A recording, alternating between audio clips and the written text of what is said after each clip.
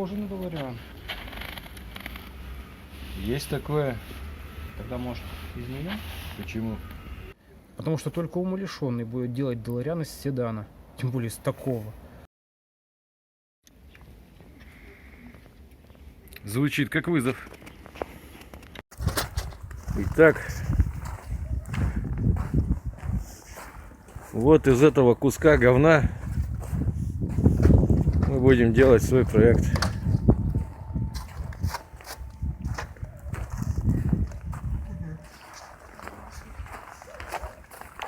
Скажите пару слов. Минус 10. Штаны обязательно надо. Все это разбирать. Снимай все.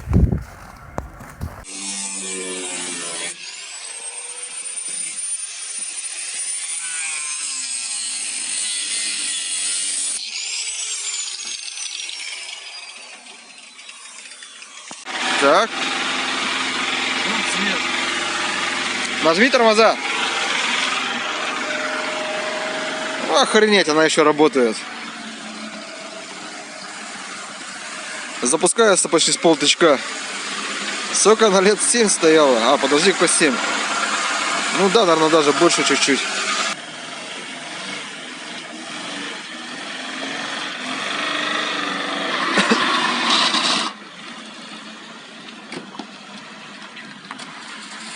Ну круто, хули. Блин, тут пришли за папиросами у меня. Вот видите номер МММ? Вкладывайте в него деньги, в этот проект. Он вас точно не подведет. Так, ну что, грубо говоря, первая поездочка. Классно-то как тут все. Ага, очень классно. Приборы почти светятся.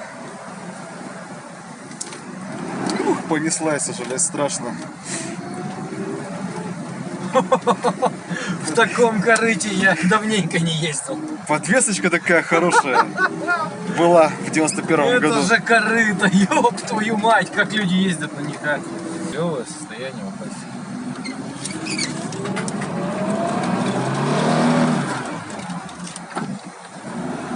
Да, она еще и могет.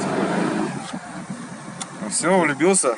Продавай свою Volvo и покупай себе это. О, коробка воет, заебись.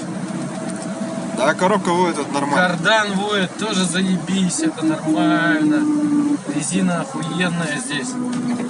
Машина бодрая, на 4-й передаче забираемся в горку. Опа!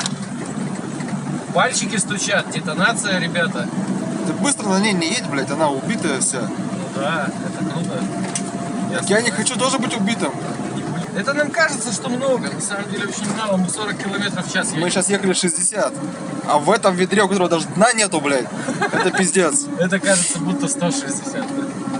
Вот, ну мы доехали до Садов, это уже хороший показатель. Хватит ли у нас там бензина, конечно? Бенза хватит. Я не думаю, что она жрет как сумасшедшая. Ну она шлифует, то будь здоров, ну только, видишь, она шлифует, блядь. Колеса ебаные. Надо колпачки поменять, мотор нормальный. Это все бред, что там кольца залегли, вот она так, блядь, дымит. Сейчас-то она не дымит, я не вижу, чтобы она дымила. Ну и вот, да. Не, ну вот честно, лучше бы я на ней ездил, чем на автобусе. Ну да. Нет, так в ней тепло, заметил? Очень тепло уже стало. Машина огонь на самом деле. На самом деле она очень старая. Она стояла в гараже лет 8, наверное, да, столько? 7. Ну вот на той пятерке тоже так она подвывала. Да здесь видишь, как бы, мне кажется, в мосту сзади тоже все, блядь, уже говном покрылось. Ну, что? Вот сейчас прокатились то, что. Да. Термостат открылся, все горяченькое, все работает. Нет, так печка-то реально работает добротно. Радиатор, видать, уже меняли. Ага, видно. Блок монтажный нового образца. Это уже плюс. Что еще тут можно отметить? В принципе, ну мотор, ну там вот масло-то есть где-то, видимо, капало все-таки было, блин. С этой стороны посмотри. С этой все сухонькое, вон, видишь? Ничего там такого нет. Мне кажется, мотор менять не надо, ему надо просто это. Да он уже просрался, мотор он не дымит. Его надо это, колпачки будут поменять Колпачки обязательно. поменяем. А больше, мне кажется, здесь нихуя не надо. Если честно, я думал, что она не так не поедет, хули. Прям отзывчивая педалька. Никто не думал, что она так поедет, но она, видишь, подобрать климат. Если кому нужны эти номера, звоните, пишите в комментариях. 592 тысячи стоит. И 96 копеек. Да он шутит. Зима уже. Короче, машину разрезал у нас вот человечек. Получилось здесь ни дна, ни хрена нету. То есть получается все это уберется как бы и будет. В принципе, пока все. Ну, сними, покажи, что тут. В общем, все наши ожидания не оправдались, и было принято решение отправить семерку в металлолом, а Делариан пилить из моего старого Сирокко. Чуть жаль авто, конечно, но, во-первых, двигатель у нее мощнее, и не надо городить огород, перекидывая мотор назад, ставя на семерочный двиг КПП от Москвича. Да, и такая у нас есть. Что то херня, что это херня. Во-вторых, Сирокко не гнилая. Она стоит годами, и с ней ничего не делается. В-третьих, она в 1,5 раза легче 0,7 гнилой ебанины. В-четвертых, короче, одни плюсы. Вот есть у нас такой автомобиль.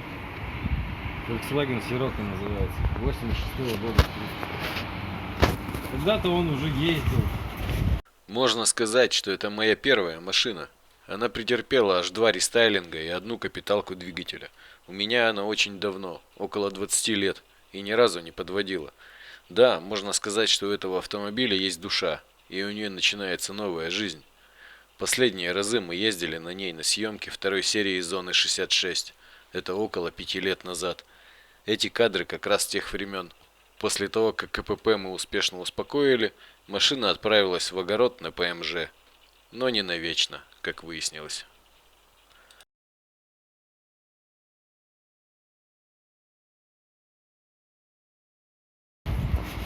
Когда-то даже собирал взгляды людей. Но теперь он стоит. Уже много лет. Наверное, лет 5, да? У нас сломалась коробка. Вы можете видеть, здесь на дифференциале не хватает зубов. Все поелось.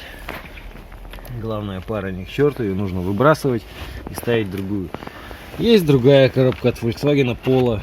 В принципе, дифференциал и главная пара на нем должны быть идентичны. Вот этот венец должен там стоять. Вот задача в том, чтобы поменять, разобрать одну, собрать другую из нее и в конце концов уже запустить автомобиль, чтобы он ездил и можно было заниматься кузовщиной. Вот этим сейчас и займемся. За что получил 95 миллионов премии глава Почты России? Объясните мне, пожалуйста. Мы с железным дровосеком пока продолжать не можем, потому что Почта России просрала 2 наших посылки. В очередной раз. В очередной раз. Сколько уже идут, получается? Больше месяца. Больше месяца. Платная, блядь, доставка, получается. И ни хрена нету. И вот из чего делать? А постоянно спрашивают, почему вы не делаете, как бы, что у вас так все долго происходит?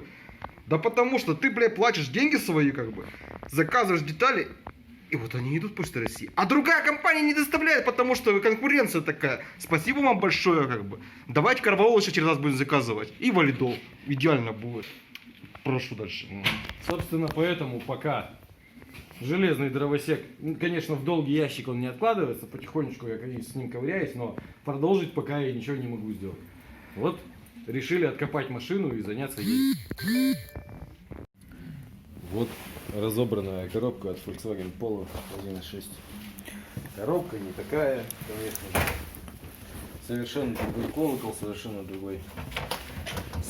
другой механизм выбора передач, другие валы, но самое что интересное. Короче, коробка с Sirocco 86-го года. Ты не меня снимай, коробку снимай. Получается 6 дифференциала. Зубья сточены. То есть их сожрало как бы. Крутить не хочу обратно. Здесь разбито, тут разбито. Сам ты напильник, уйди из кадра. Получается вот. Я забыл, как эта штука опять называется. Короче, она вся вот убита.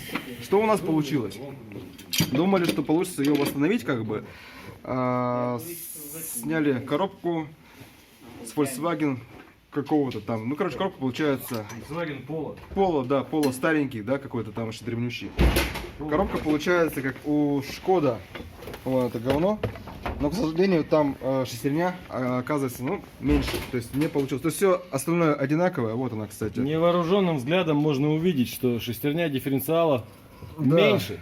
Невооруженный Хотя взгляд в у нас. интернете написано и указано, что они должны быть одинаковые. Ну, то есть получается меньше, больше. Не подошло. Что мы сделали сегодня? Сегодня... Главная пара. Да нахрена ты главную Надо. пару?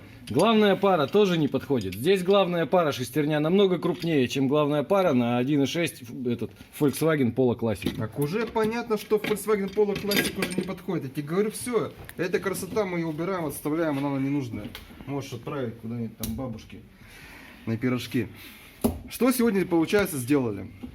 Вот Олег как бы нашел информацию, что на Сирока подойдет коробка от Cherry Amulet. То есть китайцы пизданули, получается, коробку. Мы сегодня съездили, вот, пожалуйста, вот он, Карабас. Тоже, на самом деле, какой-то он там варено, какой-то, блин, уже замазанный. Понятия не работает или нет, но деньги уже отдали. В любом случае, я уверен, что из двух вот этих вот агрегатов хотя бы один рабочий-то мы сделаем. Ну, остальное будет уже видно.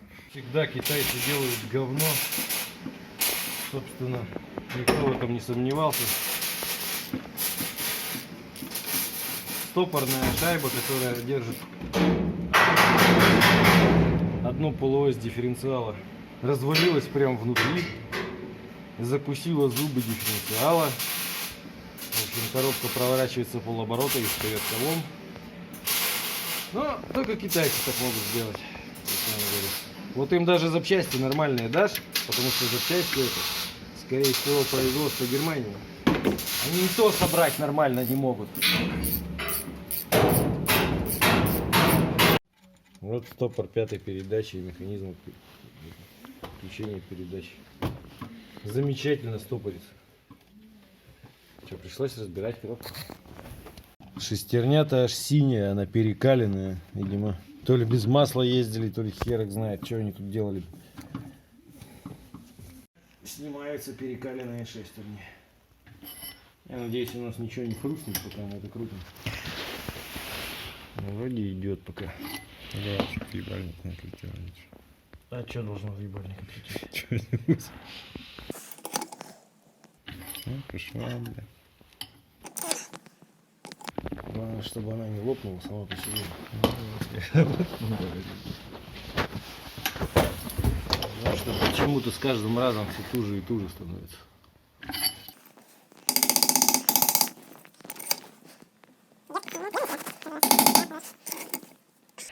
И легче от этого не пошло. Ну, кажется, что легче пошла, блядь.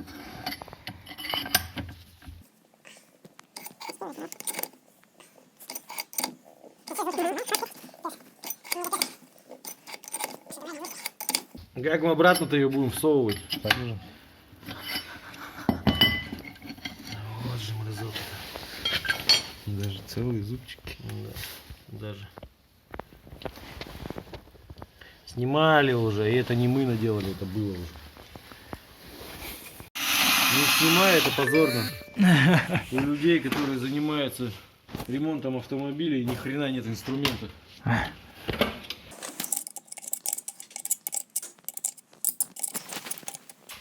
Видите, как умники сделали? Потеряли стопорное кольцо. И чтобы голову не ебать, они взяли и приварили просто к валу, и все. Как менять сальники теперь? Вот есть мозги у людей?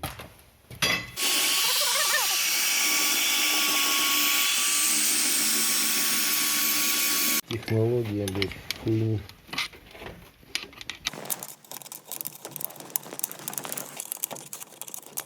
Что тут это пойдет, нет?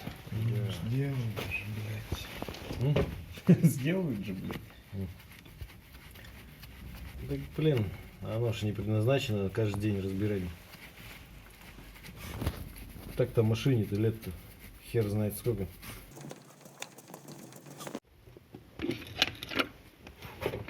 О, лежит тварь.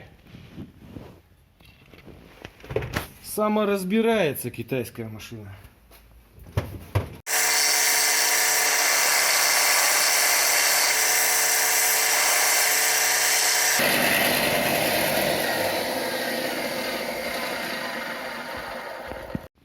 Вот она, китайская коробка, которую мы купили. В принципе, все. Отмыли, собрали, перебрали. Из двух собрали одну. Осталось ее поставить на автомобиль. Но чтобы ее поставить на автомобиль, его сначала нужно откопать, снег убрать, всякие матрасы, все это дело выбросить и идти ставить карабас на место.